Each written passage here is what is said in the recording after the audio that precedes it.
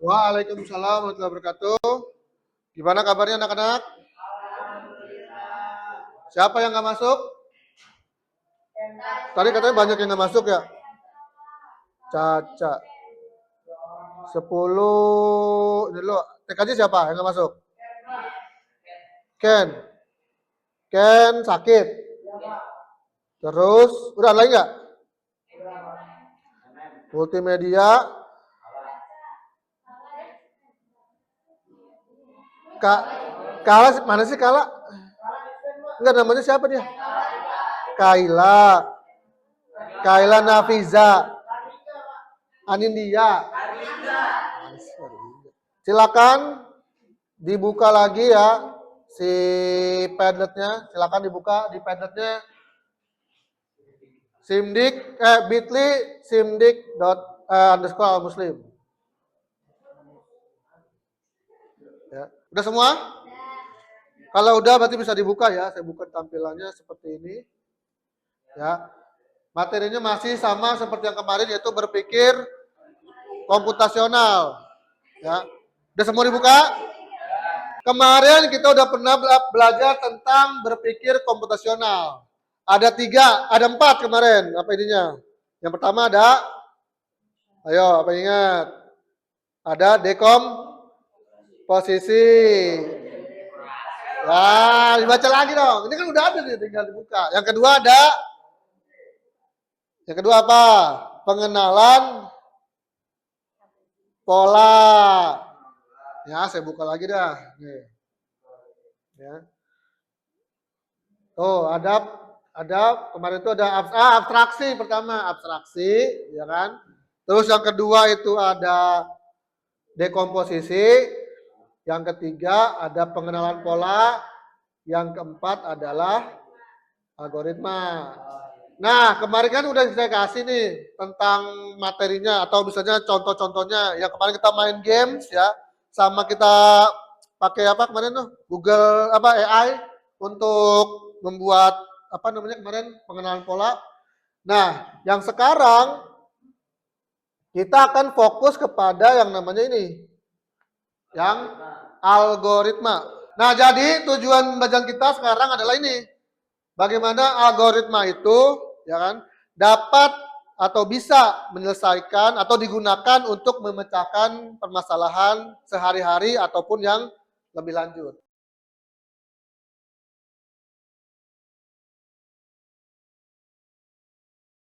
Apa sih algoritma? Di sini kamu baca dulu ya. Apa itu algoritma? Lihat dirinya ya. Adalah langkah-langkah yang sistematis di paragraf kedua agar dapat memecahkan masalah dengan cara terbaik. Jadi sebetulnya itu algoritma adalah langkah-langkah ya, langkah-langkah sesuai dengan urutan ya. Algoritma itu nanti digunakan untuk memecahkan masalah. Contohnya di sini ya. Lihat, Dina mau membuat tumis toge dan tempe. Ya kan? Langkah-langkahnya adalah di sini. Kemarin itu udah bahas kan? Langkah-langkahnya pertama ngapain kalau tumis tempe? Tumis toge tempe. Pertama di sini ada menyiapkan alat dan bahan. Ya kan? Lihat di nomor A. Siapkan togenya, tempenya, cabai, bawang dan segala macam. Habis disiapin diapain? Diiris bumbu-bumbunya tadi, bahan-bahannya. Ya. Yang kedua, habis diiris nomor 3 yaitu panaskan minyak dan masukkan semua irisan bahan. Ya kan? Yang ketiga, goreng tempe sebentar, terus tambahkan toge, kecap manis, garam dan sedikit air. Terus diaduk hingga semua bumbu resap. Dicek rasanya, kalau udah pas, maka togenya siap dihidangkan. Jadi itu ya. Jadi setiap pekerjaan kita itu ada langkah-langkahnya. Mungkin kita nggak pernah merhatiin ya, tapi sebenarnya ada. Coba masak mie gimana? Coba satu orang. Cara memasak mie. Ada yang mau jadi satu orang? Nggak kan sekarang nggak mungkin ya, yang nggak bisa masak mie ya. Oh dia coba masak mie. Siapin apa dulu pertama? Alatnya apa aja? Panci, piring, garpu sendok. Gasnya nggak disiapin, kompor. Kompor gas siapin. Terus bahannya apa aja? Mie doang. Sama air ya. Dah, siapin udah. Habis itu apa lagi disiapin? Ya kan bahannya nih disiapin sama itunya. Habis bahan disiapin ngapain? Langkah-langkahnya apa? Bongkar bungkus mie. Bumbunya tuangin kemana? Tuangin ke piring. Mie-nya dibuka diapain?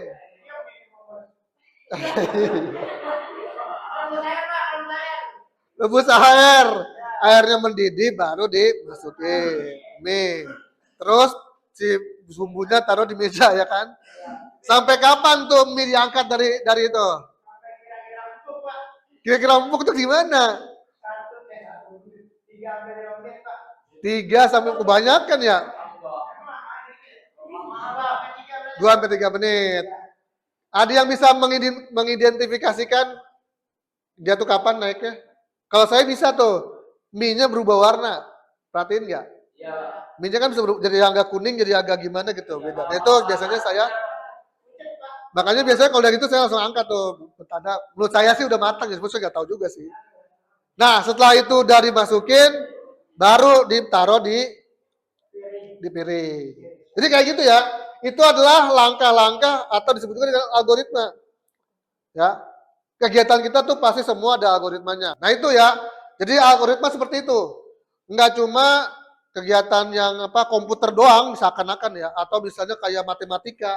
Tapi sebenarnya untuk di kehidupan sehari-hari kita selalu menggunakan yang namanya algoritma karena itu tahapan-tahapannya. Nah, dalam algoritma ini kan bentuknya adalah tulisan. Ada yang disebut dengan flowchart. Baik lagi lihat di halaman berapa nih? Di halaman 16 ya. Ada yang namanya flowchart. Apa flowchart itu? Bahasa Indonesianya chart apa chart apa? Chart itu adalah bagan ya, chart. Terus siapa namanya tuh? Si flow adalah alir atau disebut juga dengan bagan alir. Nah, ini adalah tadi kalau tadi kita menentukan secara secara tulisan, nah ini dibikin simbol-simbol. Supaya apa? Supaya lebih gampang. Nah, simbol-simbolnya itu di sini ada. Yang pertama, lambangnya adalah apa nih? Apa lambang apa nih? Enggak ini bukan bulat apa namanya? Oval. Ini merupakan terminator. Dia menandakan dia itu awal dan akhir. Jadi setiap flowchart itu pasti ada awal, ada akhir. Itu lambangnya seperti ini oval. Yang kedua ada proses. Proses itu berarti bentuknya adalah persegi panjang nih harusnya ya. Persegi panjang. Harusnya persegi panjang, cuman dia kurang ini aja. Kurang panjang aja. Jadi gitu. Ya, ini persegi panjang. Dia bentuknya adalah proses. Proses itu yang apa? Kalau masak mie itu proses yang mana? Kalau kita tadi masak mie, yang proses yang mana? Bagian apa yang prosesnya? Ya tadi yang tuangkan mie, rebus air, itu adalah proses. Ya, proses memasaknya. Terus yang kedua adalah keputusan. Nah ini keputusan nih. Kapan dia keputusannya? Misal contoh, kita pengen mie-nya nggak pedas. Berarti gimana? Berarti pas menuangkan bumbu, apakah itu kita mau pedas atau enggak? Kalau pedas berarti dituangkan semuanya dibuka, ya kan ya?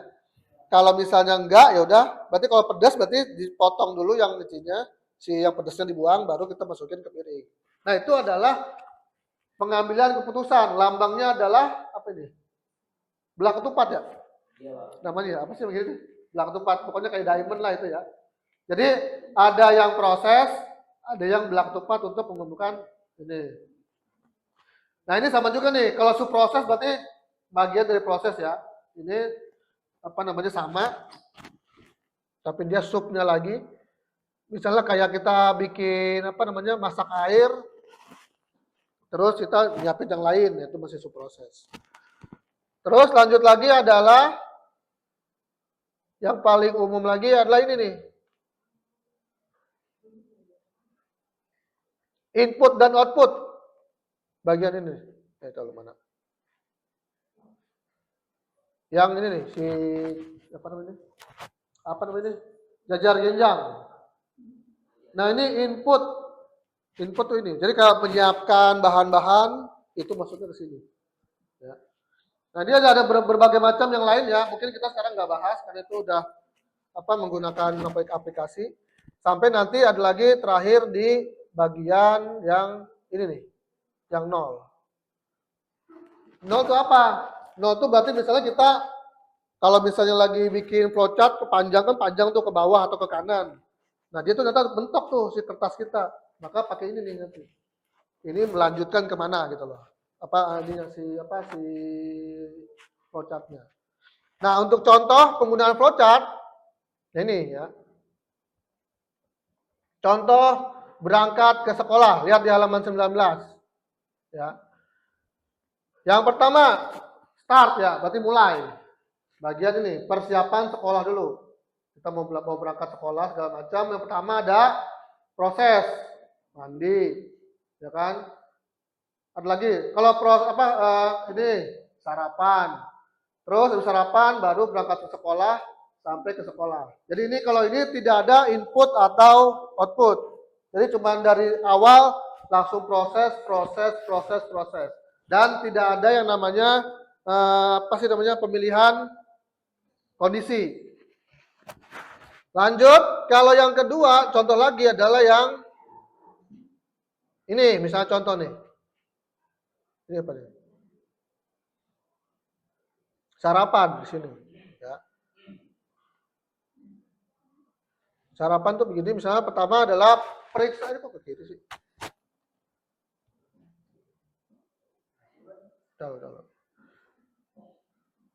Nah, bagian akhir untuk sarapan. Yang pertama adalah periksa makanannya nih.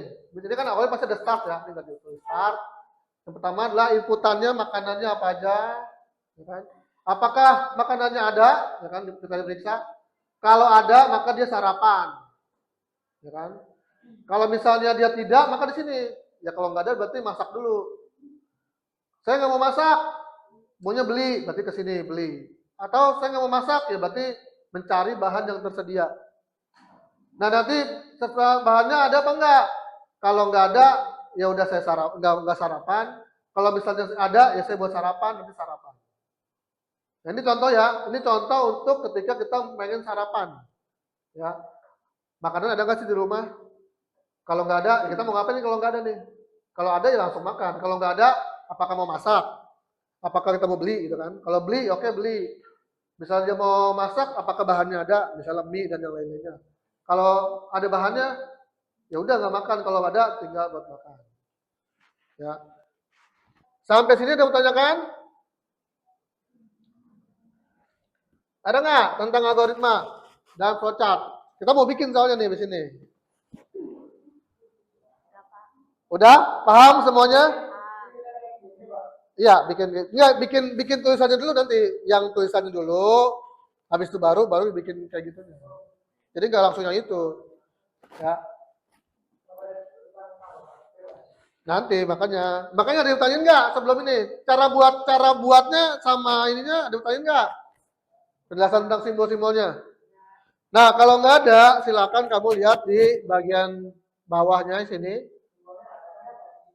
Nih ya, nih lihat baca di situnya. Cari, berarti kan ya, cari masalah. Berarti kan nih, sekarang bukan lagi yang namanya kamu membuat kue, membuat apa. Cari permasalahan yang ada di rumah atau di sekolah. Terusnya nanti silakan buat pemecahan masalahnya gimana menurut kamu. Misalnya contoh, permasalahan telat. Siapa yang sering telat? Miska. Lah, ya kan yang telat siapa Miska kan misalnya gitu kan. Nah, bagaimana kamu cara memecahkan masalah kamu telat supaya tetap gimana? Nah, nanti dibikin langkah-langkahnya, nanti bikin flowchartnya. Misal contoh lagi apa ya? Misalnya sering nggak ngerjain PR. Misalnya gitu ya. Nah, kamu bikin cara menyelesaikan gimana? Dengan tadi menggunakan itu. Untuk mencari jawabannya, silakan menggunakan AI juga nggak apa-apa. Misalnya kayak yang di rumah saya sampahnya banyak Pak, nggak ini, nggak bisa kamu pakai AI itu nyarinya, nggak apa-apa. Malah kalau emang lebih bagus, AI jadi referensi kamu nih, supaya kamu oh ini baru nanti kamu pilih mana yang menurut kamu pas, masukin ke situ. Setelah itu baru bikin flowchartnya. Sampai sini pertanyakan tugasnya? Sampai sini pertanyakan. Yang pertama tadi ya, bikinnya pertama bisa dibikin tadi. Dibikinnya di Google Docs ya. Seperti yang ini tadi. Yang pertama ini algoritma memecahkan masalah apa. Terus ininya, langkah-langkahnya. Kalau langkah-langkahnya udah, baru masukin ke sini. Bikin ini. Sampai sini tanyakan? Padil, udah ngerti Padil? Ngerti? Ya. Silakan bekerja. Dari jam berapa sekarang nih? Sampai jam setengah 12. Setengah jam. Silakan boleh menggunakan Google. Pakai AI lebih gampang. Tapi yang penting pertama, cari permasalahannya dulu apa. Ya. Yang relate aja ya, jangan yang susah kayak mengatasi masalah banjir, itu susah itu kan agak kompleks. Masalah negara itu, kan. Silakan yang mudah-mudah aja, yang menurut kamu lebih ke kamu lah, gitu kan. Entah itu permasalahan males, ya kan, segala macam. Silakan dikerjakan di Google Docs ya. Untuk yang sudah, perhatikan nih, yang sudah, silakan kamu bikin presentasinya dengan format ya. Di mana di Canva aja ya? Di Canva. Pertama isi lagi. Nama kelompok siapa ya? Nama kelompok. Terus yang kedua adalah masalahnya ya. Masalah yang diangkat. Ya kan? Yang ketiga adalah algoritmanya. Yang ketiga adalah flowchart ya, flowchart. Yang keempat adalah kesimpulan nanti.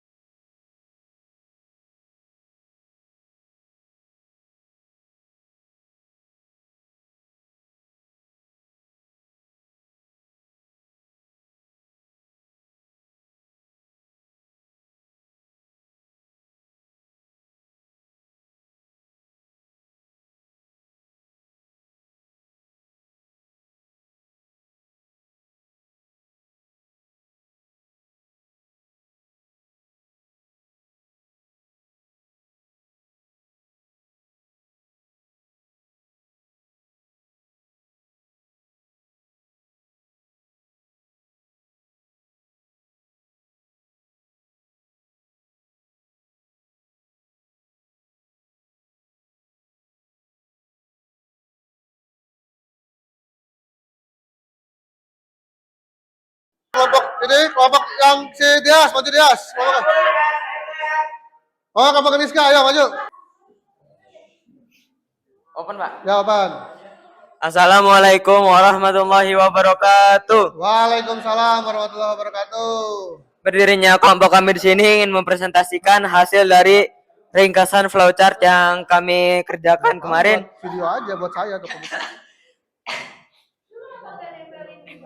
Enggak ribet. Ayo lanjut. Nah, di sini kelompok kami berisikan 4 orang. Salah satunya saya sendiri dan teman saya Subasa, Aisyah, lalu Keramoy. Ayo lanjut. Nah, permasalahan yang akan kami presentasikan di sini. Lanjut dong. Selanjutnya. Tentang telat datang ke sekolah.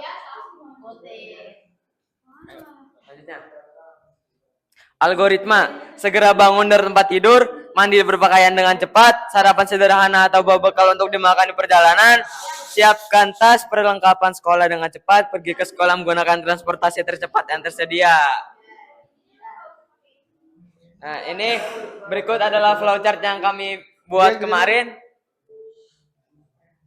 Nah, yuk lanjut selanjutnya.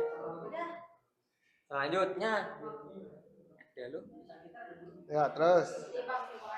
Kesimpulan dari presentasi saya kali ini adalah terlambat datang ke sekolah merupakan kebiasaan yang berdampak negatif terhadap kedisiplinan, prestasi belajar, serta citra siswa di mata guru dan teman.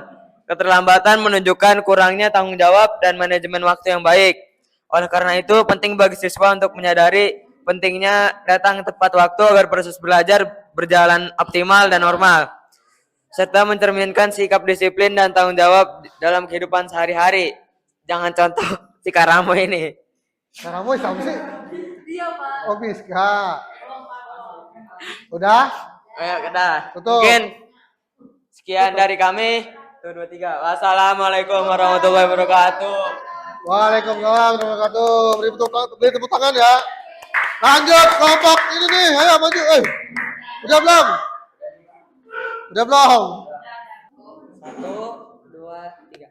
Assalamualaikum warahmatullahi wabarakatuh. Waalaikumsalam warahmatullahi wabarakatuh. Sabar Bapak. Berdiri kami di sini, kami ingin mempresentasikan hasil kerja kami tentang algoritma. Perkenalan Anggota kelompoknya siapa aja? Perkenalkan, nama saya Atlika Mikala. Nama saya Tasya Kamila. Nama saya Dinja Kaila. Nama saya Kemal Ratat. Nama saya Said Arasid.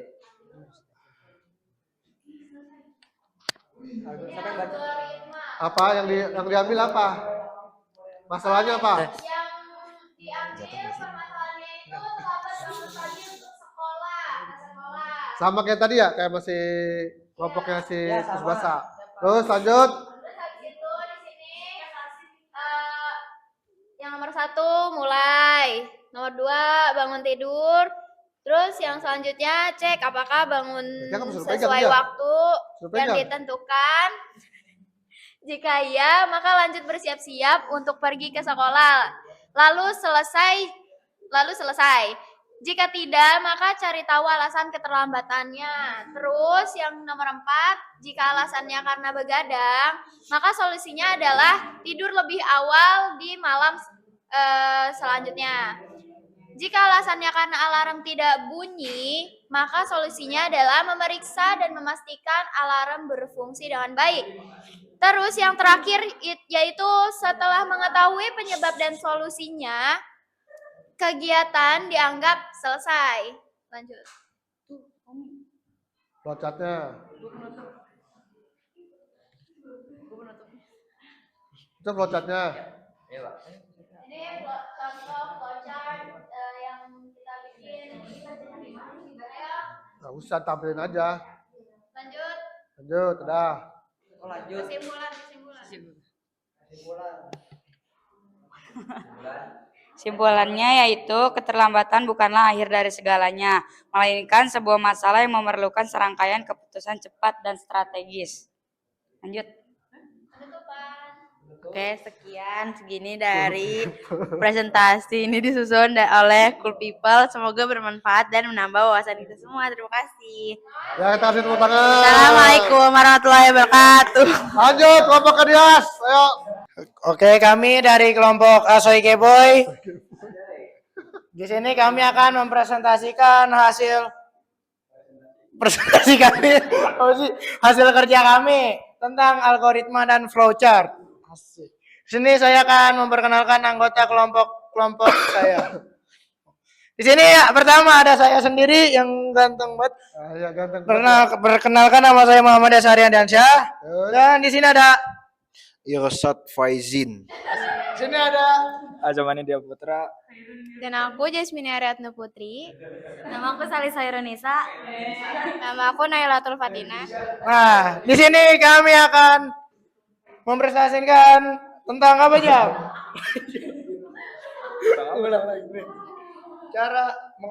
Cara mengatasi baterai handphone habis. Bisa megang deh, we.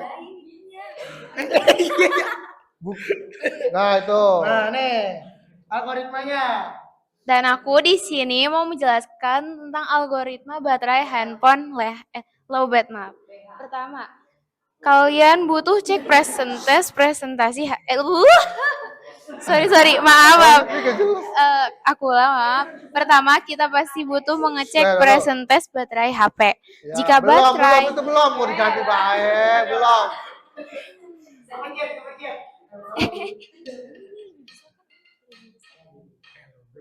Tinggal dibaca aja, Reng. jika baterai lebih besar Kebalik dari kamu ya, harusnya. lebih besar dari 20%, maka gunakan HP seperti biasa. Ya. Kedua, jika tidak ada, matikan aplikasi berat, redupkan layar, hemat baterai. Yang ketiga, cari charger atau power bank. Jika ada charger atau power bank, lanjut ke langkah selanjutnya. Colokkan charger ke HP. Tunggu hingga baterai mencapai lebih besar 80%. Jika sudah selesai, Dia mah mesti distract sama si Dea. lepaskan charger. Setelah lepaskan charger, baru bisa digunakan seperti biasa. Ya. Algoritmanya, flowchartnya. Ini ada flowchartnya. Nih, Iya, di sini hasil bikinan flowchart kita. Ih, Ya, oke. bagus banget kan? Bagus, lanjut. Selanjutnya, ada kesimpulan. Akan dibacakan oleh nih. siapa Pak? Ah, elah.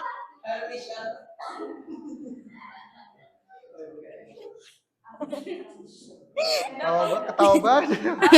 Ayo, buru. Diem ah. Kesimpulan. Jadi ini inti dari flowchart. Tahu enggak ada lucu. Jadi kesimpulannya inti dari Flowchart. flowchart dan algoritma ini adalah menjaga HP tetap bisa digunakan dengan cara mengisi daya atau menghemat pakaian saat tidak ada sumber daya. Udah tutup. Mungkin itu saja yang dapat kami sampaikan. Mohon maaf kalau agak melenceng begini. Kurang dan lebihnya kami mohon maaf. Jadi nasiratul mustaqim. Wassalamualaikum warahmatullahi wabarakatuh. Tepuk tangan. Yang terakhir, Terima kasih. kelompoknya Harsya. Salam dulu ya, 1, 2, 3. Assalamualaikum warahmatullahi wabarakatuh. Waalaikumsalam warahmatullahi wabarakatuh. Kami dari kelompok 1 ingin memperkenalkan diri terlebih dahulu. Saya Bagas Arganta. Saya Muhammad Tarsa Mumtaz. Saya Khairuni Salifapa. Dan masih ada 2 teman saya lagi yang tidak masuk sekolah hari ini, yaitu ada Fadilah Belum. dan Abdillah Kamil. Ya. Lanjut. Aku dulu ya. Algoritma lampu kamar. 1. Lampu kamar tidak bisa menyala. 2. Pemilik kamar akan memeriksa bohlam apakah rusak atau tidak. Jika iya, dia akan mengganti dengan bohlam yang baru. Jika tidak, dia akan memeriksa arus listrik. 3. Pemilik kamar mencoba memeriksa arus listrik. Jika tidak arus listrik. Jika tidak ada, dia akan mengganti bohlam baru. Jika iya, dia akan menghubungi teknisi listrik. Yang selanjutnya ada kesimpulan.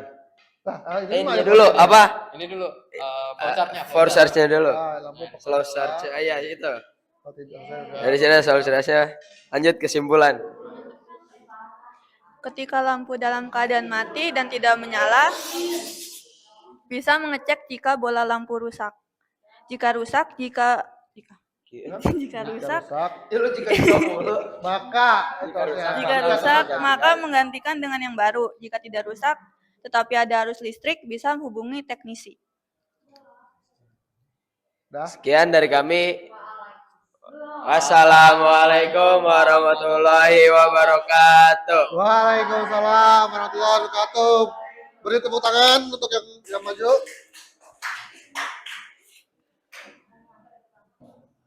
Udah perhatian. Nah, dari yang kamu presentasikan tadi, apa sih sebenarnya algoritma? Coba ada yang bisa jawab nggak? Kamu katakan jelasin tuh, ada ini. Sebenarnya apa sih algoritma dan apa sih fungsinya untuk kehidupan manusia? Ada yang bisa jawab? Coba tadi jawab dulu. Pakai ginian. Coba, apa itu algoritma? Teknik atau langkah-langkah Teknik atau langkah-langkah, ya pelan-pelan dong, yang dirinci yang dirinci untuk menyelesaikan masalah. untuk menyelesaikan masalah. Ada lagi yang lain? Ada lagi nggak yang lain? Apa, Jasmine? Nih, kasih ke sana. Aduh, jatuh banget. Kalau lebih singkatnya itu tuh langkah-langkah menyelesaikan masalah. Langkah-langkah menyelesaikan masalah. Ada lagi? Ada lagi yang lain? Jadi kalau kita lihat tadi ya, algoritma itu benar-benar terperinci. Ya, dia itu harus sebenarnya kalau kamu lihat tadi step by step ya. Misalnya saya ambil contoh yang ada di yang paling simpel tuh punyanya sini nih, si Harsha. Pertama, dia adalah algoritma untuk menyalakan lampu ya Harsha ya. Dicek dulu ketika lampunya dinyalain nyala apa enggak. Ya kan? Kalau nyala ya udah berarti selesai nyala. Tapi kalau nggak nyala gimana? Maka dicek, apanya dicek pertama, Asya? Bohlamnya mati atau tidak. Kalau bohlamnya masih nyala, maka dicek lagi yang kedua apa? Arus listriknya. Kalau udah diganti tidak bisa, maka adalah arus listrik. Kalau misalnya dia diganti ternyata bohlamnya, maka tinggal kalau nggak bisa ini lampunya doang. Kalau lampunya doang berarti diganti lampunya. Kalau yang bermasalah dengan listriknya, maka diganti hubungi teknisi listrik. Jadi gitu ya. Jadi algoritma itu adalah urutan atau langkah-langkah untuk menyelesaikan suatu permasalahan. Dan itu adalah cara kerja dari semua perangkat elektronik. Mau TV, mau laptop, mau AC, kulkas, pasti ada algoritmanya atau yang bisa kita sebut dengan SOP biasanya untuk menyalakan atau memperbaikinya. Sampai sini yang mau tanyakan tentang ini algoritma? Tidak ada?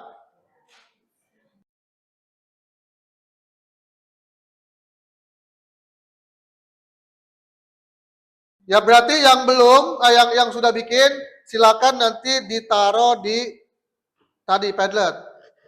Kan ada link Canva-nya tuh. Masukin di Padlet segala macam.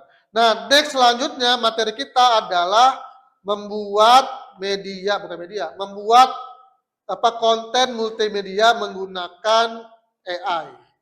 Minggu depan berarti. Misalnya contoh, tadi kita udah bikin nih si flowchart. Nah, kita bikin di Canva dalam bentuk multimedianya, bisa bentuknya poster, bisa video, bisa audio, tapi nanti dalam bentuk apa? Kita menggunakan bantuan AI. Ya, jadi itu. Semuanya. Mau kita boleh berarti jadi minggu depan tuh belajarnya prompting dan generate AI-nya. Ya. Apa, Jasmine?